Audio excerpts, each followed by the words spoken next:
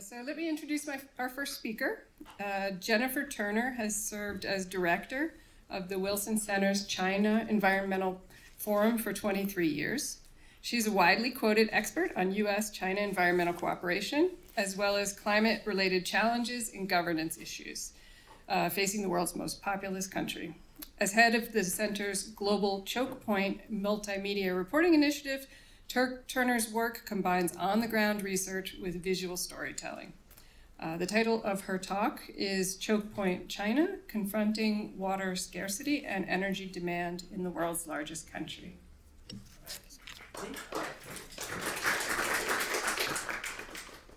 Thanks. Super excited to be here. It's an in-person meeting, and I had to go really far to get to it, but it's good. Thanks for coming. And I'm talking about, this is when you work at a think tank, just like a university, you want people to know what you've done and maybe do something with it, right? So of course, a lot of our audiences is policymakers. So in China, where I was like, you shouldn't brag, but come on. I did a project, this project, Choke Point China.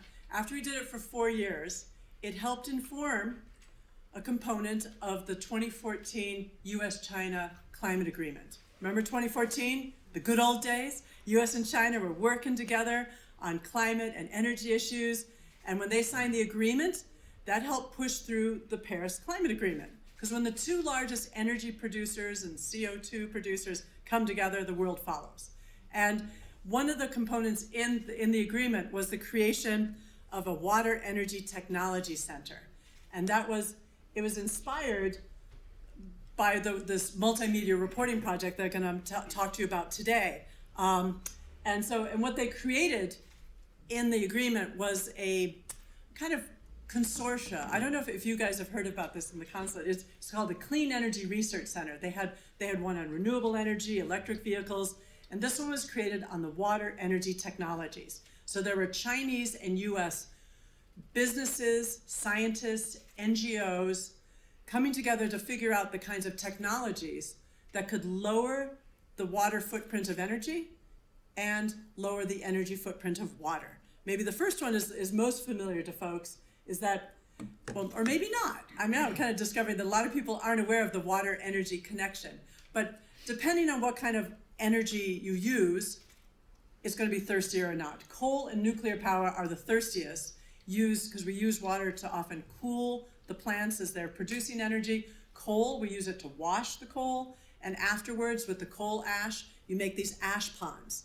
And so but obviously when you get down to wind and solar, they're like water sipping. So there's not much of a water footprint. And the reason that I got into this project was because in the States, there's an NGO, it's a journalist and science NGO called Circle of Blue. They focus on water, fresh water issues.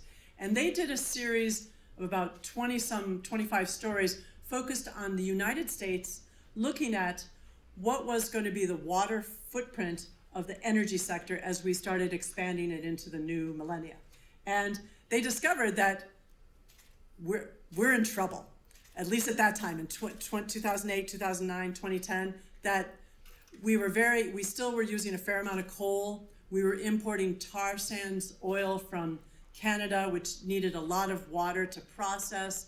Also for ethanol for our cars, which is seen as a green biofuel, you have to grow lots of corn, which uses a lot of water. And then a lot of fertilizers from that was rolling on into the Mississippi and causing a lot of algae blooms and pollution. So it's true, every kind of energy will have some kind of impact, but they're reporting, and they did short videos and photos. They looked at the shale gas industry as well. They were early before it became they were there before the New York Times was, just letting you know. But their reporting really excited me because it kind of opened my own eyes to something that's kind of complex. Not everyone knows, and I know one of our speakers today is involved actually in a water energy game. Not everyone really is aware of this dynamic. But besides energy using water uses electricity. I don't want to get into your personal habits, but I'm guessing yesterday or today you probably took a shower, right? Right? And you use soap and water, but did you think that you also used electricity? Unless you really like cold showers. but also even with a cold shower, that water had to be pumped. It probably had to be cleaned. Like in the United States, something like 28% of our electricity goes to the water sector. And that's a big footprint. And so the story I'm telling you at the beginning, not that I'm being preachy, but if you save water, you save electricity. And if you save electricity, you save water. So I was really excited about the Choke Point US. So I pulled in the circle of blue people and said, let's get a grant. And we got a grant. And I was able to send 4 teams of journalists to China. Back in the day, you could send journalists to China to do some reporting, to ask the question. They went around 4 teams, 10 provinces. They talked to government, NGO, business, and researchers. And they always started with one question. How is energy development impacting water? And we found out that everyone had the same answer. They all said, 我不知道, I have no idea. But they found the question interesting because no one was really doing this work. We found one professor at Tsinghua University, and we thought, there's a story here. So in China, we know that they're very heavily dependent on coal. And so, as we were doing our research, most of the coal is in North China, and that is the area where there's almost no rainfall. It's 20% of the water in China. Those big black dots, those are areas a lot of them are coal bases. I even took a bunch of Americans to a coal base in China, driving for hours. Coal-fired power plant, mine, coal-fired power plant, coal to chemicals, coal to liquids. It was like the biggest mall in America, but it was all about coal. China, they have all this coal that needs water in the driest part of the country. And as they've been developing these coal mines, there used to be really thriving grasslands with herders and even growing crops, and they just dried up because the water was being pulled from the groundwater, or it was also polluted. And I'm saying at the very beginning, the one fact that was kind of sticky and interesting to folks that we really promoted in our research was that we discovered that of all the water used in China, 20% was going to the coal sector, and no one had noticed. You have to keep in mind that China is a country that has 7% of the world's fresh water, most populated country for another 5 minutes until India catches up, and 10% of arable land. So they're very water constrained. But coal is king, and the king is very thirsty. And so there's this kind of conflict between these two resources. So what's a country to do if you have a super dry north, and besides the coal, you have mega cities. Beijing, 21 million people. How many people live in the city? 2. There's a few more than our lovely city here. So you have these mega cities in the north. You've got the coal. You have industry, steel, cement. They all need water. And so one of the solutions. The Chinese had been debating this for decades, but they finally, in the run-up to the Olympics, decided to build the world's largest water transfer project. And so before the Olympics, they actually completed the Far East one. So they're moving water from the Yangtze to the north. And it's actually, in the short term, yes, they get water. But in the long term, it's just a Band-Aid. And in fact, building these canals takes a lot of cement and a lot of energy. You have to pump it, and you also have to clean it. So even just moving the water has a big energy footprint. Another strategy that's also being explored more so then was to build desalination plants up in North China. So you'd use a lot of electricity to make water, and they actually wanted to pipe some of that water out to Xinjiang because there's a lot of coal in Xinjiang. So this has been seen as one of the solutions to the choke point, but it's not a really feasible one in the long run. Another area of conflict, sorry, I realize my microphone is pulling my scarf down. I'll tie it so the guy doesn't get angry at me as I drop his mic on the floor. So in North China, it's dry. It has a lot of coal. It doesn't have a lot of water. But actually in north central China, back still in 2010, 2011, had about 50% of the grain was being grown there. It was a huge grain belt. And I remember when we went to interview the Ministry of Water Resource, and they said, 问题不大, it's not a problem. We've already decided, whoops, it's not clicking. Can someone move it forward for me? Sorry. I think we wore it out testing it. click it forward for me. So the Ministry of Water Resources said that they were going to actually move the grain belt. Oh, there it is. See, so China started to invest because there was more water in the northeast, so they were kind of moving away the ag out of that sector. What was interesting, though, in our reporting, we found out that there were actually some coal plants that were doing illegal water trades with the farmers. They would help the farmers become more efficient in their water management, which is the goal of the government. But in China, they didn't allow people to trade water. But then the Ministry of Water Resources thought that it was so effective, they called it a pilot project. It was one of our many little stories. Oh, now it's working again. So if coal is king, we're going to shift down to the south of China. Hydropower is the queen. But like coal, it's a very fragile rule. I mean, China has been building thousands of hydropower dams along the Yangtze River. And with climate change, the glaciers are melting, the water is getting less. And when we were there in 2010, there's a little dam down in the middle there. I think it's only like the 5th largest dam in China. It was a small one. But a lot of dams back in 2010, 2011 were getting low, and there were concerns they weren't going to be able to generate electricity. But guess what they did? They were worried that this might get worse. So now they started, when you'd build a dam, you'd also build a coal-fired power plant next to it, just in case. Great. And so now we've got more coal. I don't know if you all were affected by this, but last summer, China had what we called the heat wave from hell. For about 2 months, the temperature was 113 Fahrenheit. Sorry, I should have done Celsius. But it was this huge swath of the middle and downstream of the Yangtze River. It was just so hot. And that this is China's largest lake. Yeah.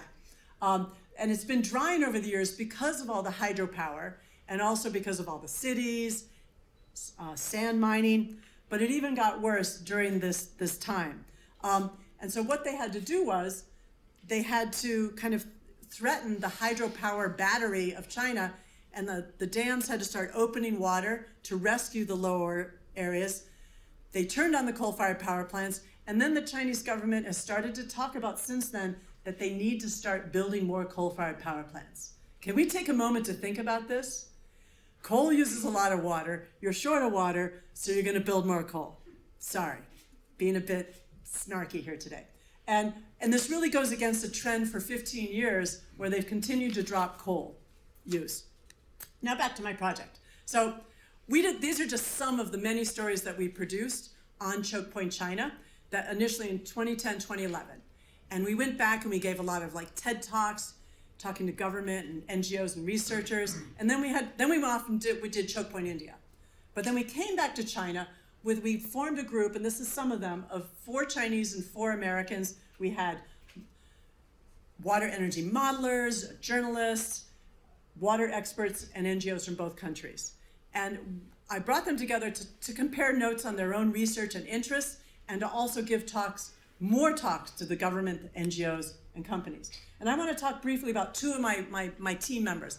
One was Sun Qingwei from Greenpeace, another was Jia Yangwen from the Ministry of Water Resources. Our initial Choke Point work inspired Greenpeace to create a Thirsty Coal campaign. And so they were looking into the social, environmental, and economic stress that coal was having on North China.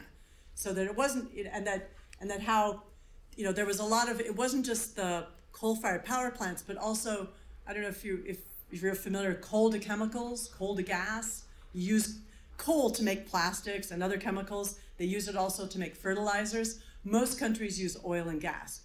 It takes a lot of water and a lot of energy to convert the coal. And it also is highly polluting.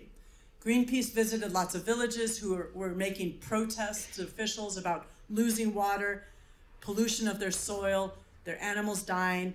And so he would give this talk when we would go out and visit different people in Beijing.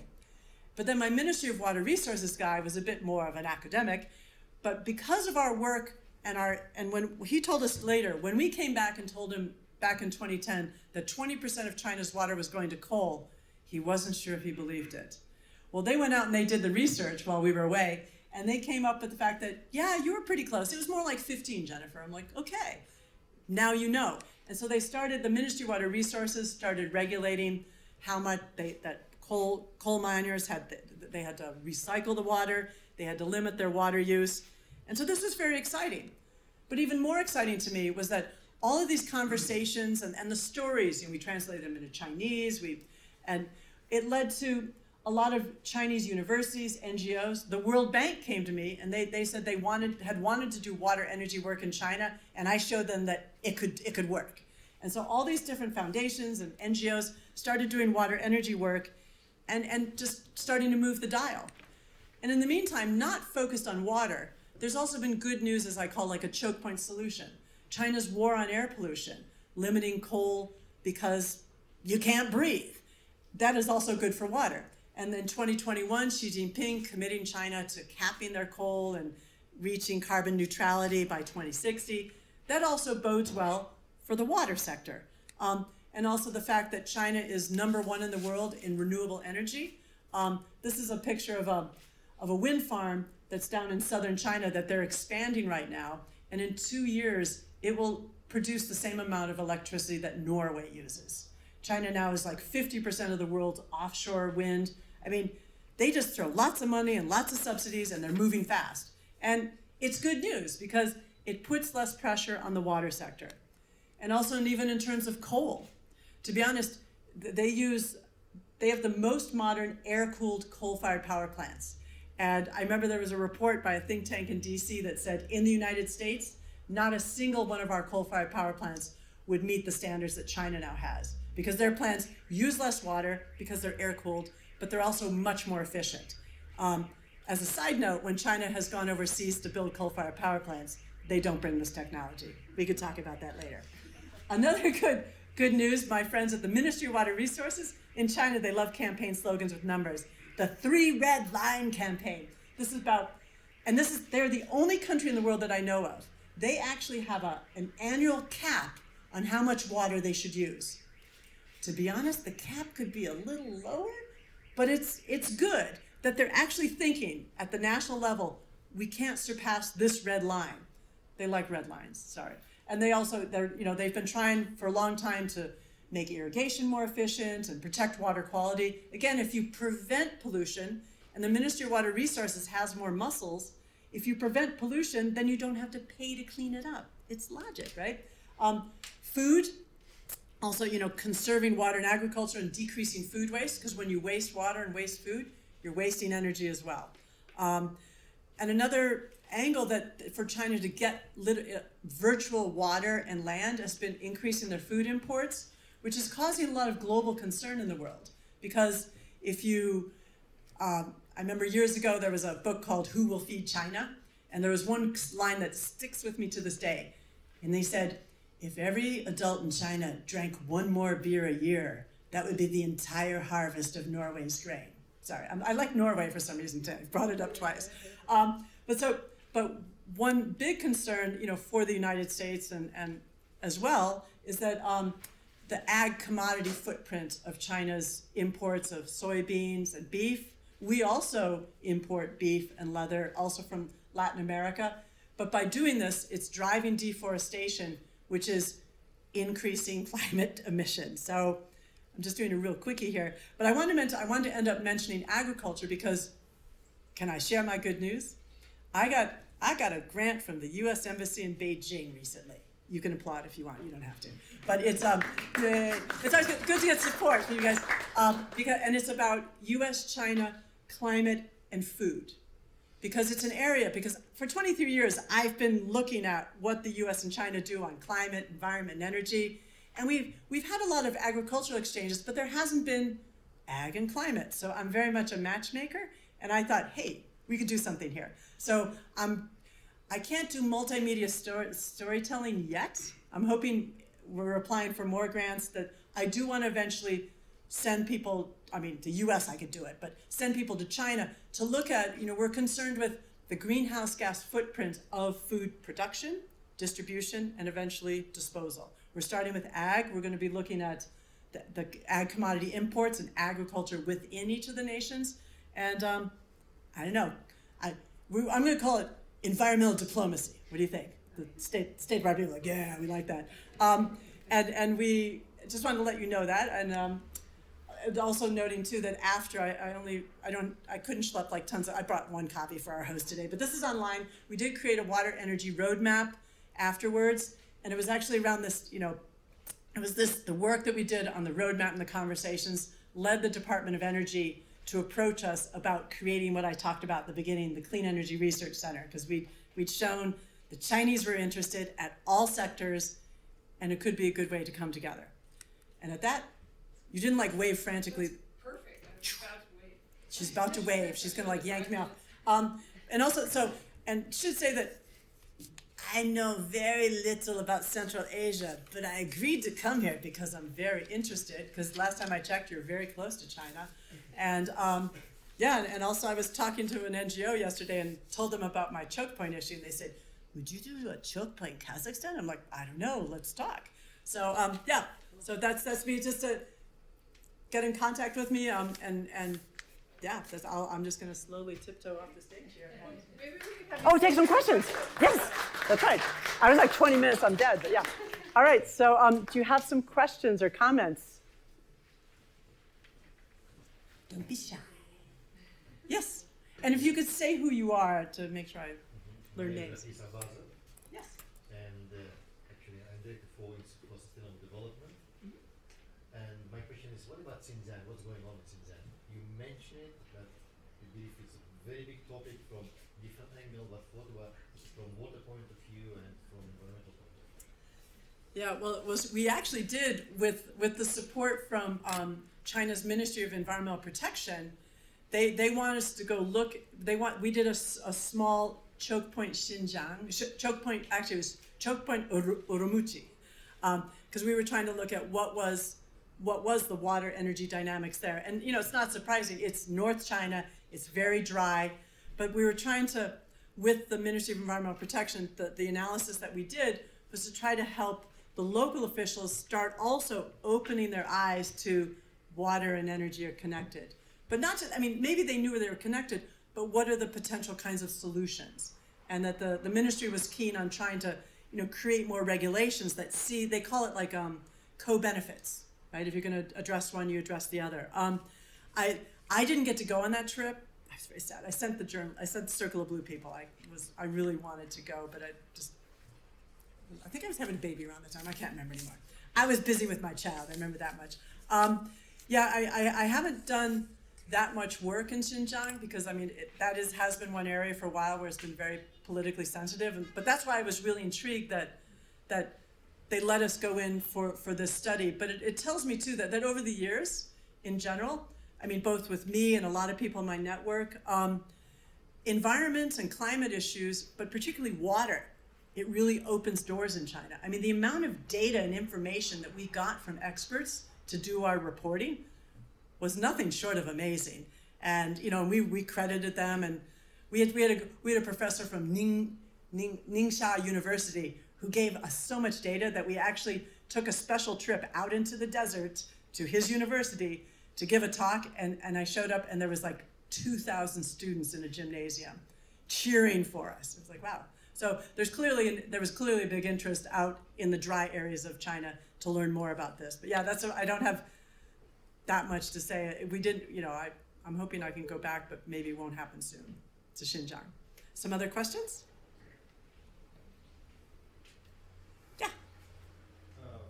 What was the life office assistant for CCASC? Uh-huh. So China's water imports, are they more driven by the energy sector or agriculture? Oh, so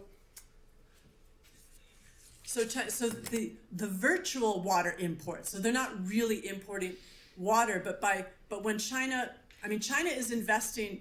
They import everything from. They import lots of food into China. About 8-9 years ago, the government decided that they didn't have to be self-sufficient for food, which is it means a lot for the world. The world, because you suddenly have a very big country starting to import more. But for them, imports save them water and save them land. So we often call that virtual water and virtual land. But there are concerns, as I mentioned, that because certain agricultural crops, also like palm oil, can be very polluting, But it's not just China that's responsible, because a lot of countries in the world are importing these agricultural commodities and not really paying attention to the devastation that is left behind. So I hope that answers your, but China also, I should note, they do export a lot of food as well, which is seen as, you're exporting your water and your land virtually when you do that. But yeah, thanks for the question. That was a good one. And another, yeah, hi. Hello, my name is Julia Garbaeva. I work here at the College of Social Sciences. So could you please tell a little bit more about your Wilson Center? Oh, about the Wilson Center. Sorry, yeah. Yeah, so the Wilson Center, it was created in 1968 by Congress as a memorial to Woodrow Wilson. I often make the joke that instead of a statue for pigeons, they made us a living museum in his honor. He was a PhD and a scholar, so we always try to bring the policy world together with the scholars, including the NGOs and the business. But what we're distinct. Am I bragging? If I brag too much, you tell me to stop. But we're distinct in DC because we're nonpartisan and non-advocacy. Because a lot of think tanks, they're pushing one side or the other. And it's been very helpful for me in my work, because when I go to China, they see me as being, I'm a platform, a fair platform.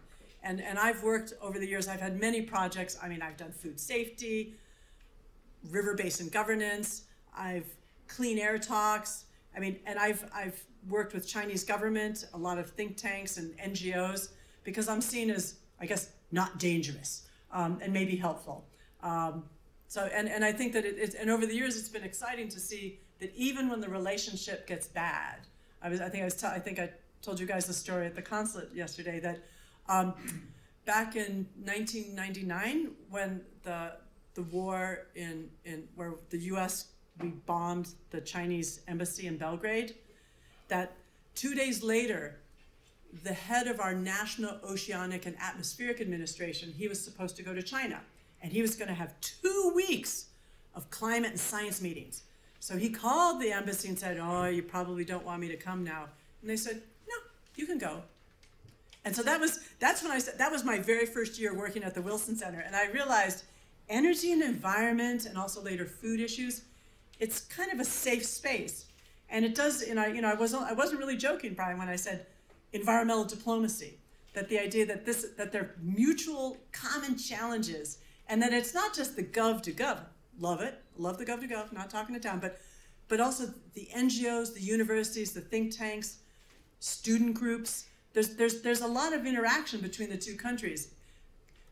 But the political relationships can be kind of damaging. But I should mention the other thing. The country of California. You've heard of it? California. California, that's starting back with Arnold Schwarzenegger, started having special cooperation with China on climate issues.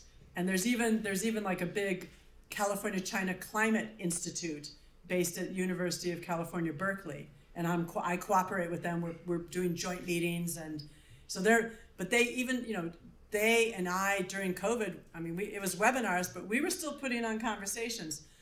Admittedly, it wasn't getting Chinese government officials, but I think there's a lot of interest, in China still to continue to reach out and build networks, not just with the US. China works with the Europeans, the Australians on environmental issues. But I want to say that we've been the best buds, just saying. Some other questions? I think are we done? Yeah, now you're pulling me off. Be strict. I love strictness. But I hope everybody will have a chance to speak with Dr. Turner and ask more questions during the break.